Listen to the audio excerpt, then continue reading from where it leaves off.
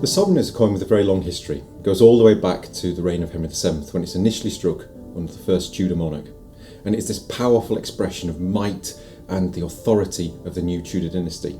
And it's struck under all of the Tudor monarchs all the way up until James I. And that's where it ceases. And it ceases for about 2 centuries until it's revived at the start of the 19th century. And it's revived in 1817 as part of a whole series of coinage reforms that helped sweep away the chaos that happened to the economy during the Napoleonic Wars.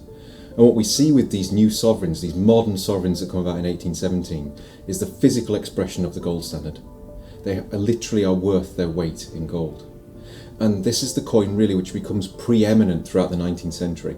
So as British interests expand, as you get the expansion of the British Empire around the globe, so too you get the expansion of the gold sovereign. So it goes all the way around the globe and circulates internationally.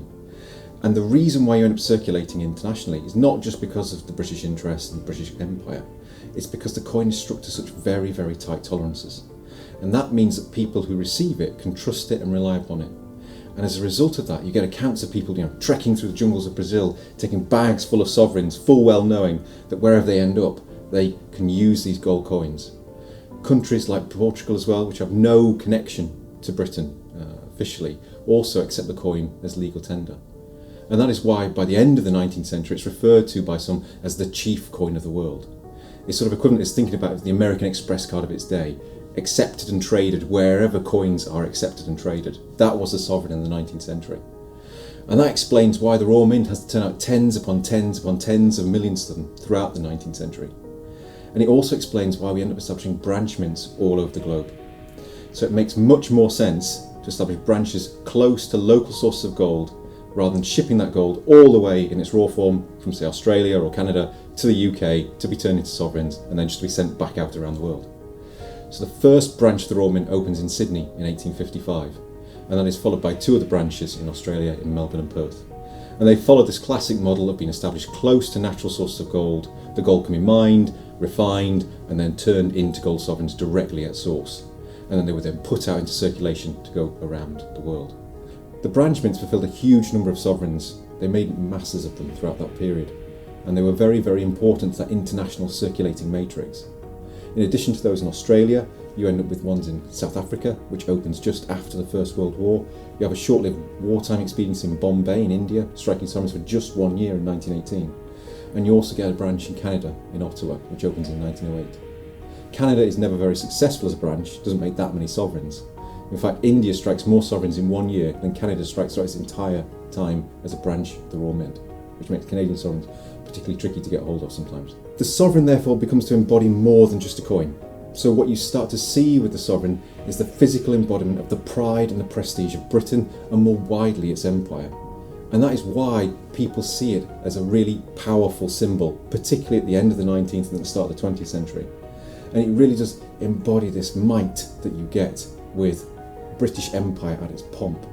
And it explains why you see certain things. So you end up with a sovereign embedded into the end of Black Rod's staff.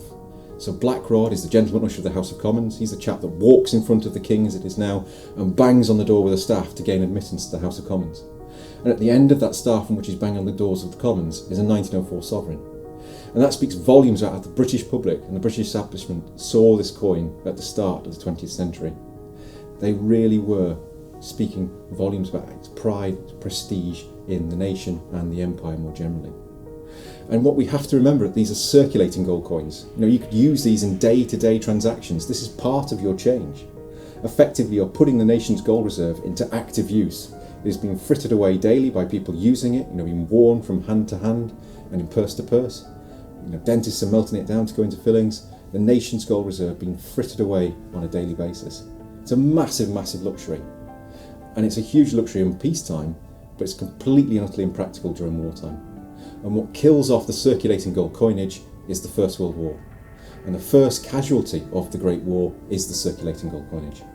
Because the Chancellor of the Exchequer, David Lloyd George, stands up in the House of Commons in August 1914 and proclaims that if anybody's using gold or hoarding gold, they're helping the enemy more effectively than if they were taking up arms to fight against Britain.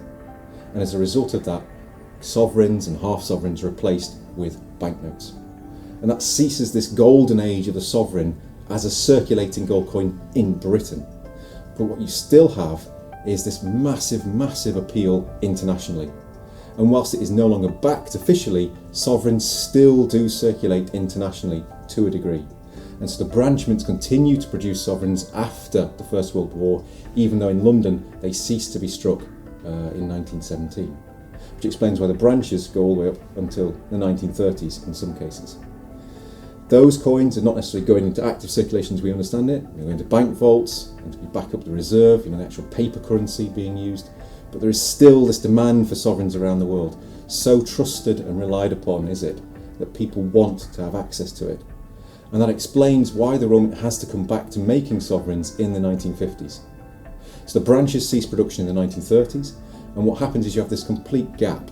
There is no longer any sovereigns being made to fill this massive global demand, which perversely isn't there in Britain. And there isn't this demand for sovereigns in Britain in the same way that you get in places like the Middle East or overseas.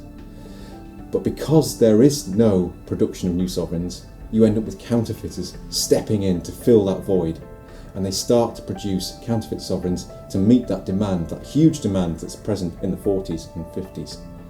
And that is why the Royal Mint in part comes back to producing sovereigns in the late 1950s. It's to meet this huge demand for this coin around the globe, which at that present time is currently being filled by counterfeiting activities.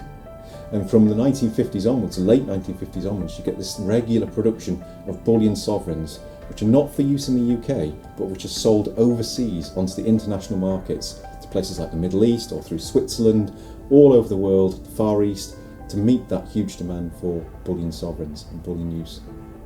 That continues right through up until the early 1980s. And it continues right through after the mint leaves London. So the last coin struck in London at Tower Hill is a 1974 sovereign, which is struck in November 1975. Production continues down in Llantrisant when we move from London down to Wales. And you get production of 1970 dated sovereigns, early 1980 dated sovereigns as well. The last bullion sovereign struck down here for a little while is in 1982. And with this hiatus right through until the early 2000s, when we finally get bullion sovereigns returned to us in the year 2000. And from there on, we've got this regular production of bullion sovereigns yet again. That said, the proof sovereign has been going throughout all of this time. The proof sovereign, as we have it today, the annual issue of proof sovereigns, come back in 1979. And then you get this annual issue of proof sovereigns and proof gold sovereign sets. That continues even though you have this hiatus of bullion production in the 80s and 90s. And they've become very, very popular with the collector market.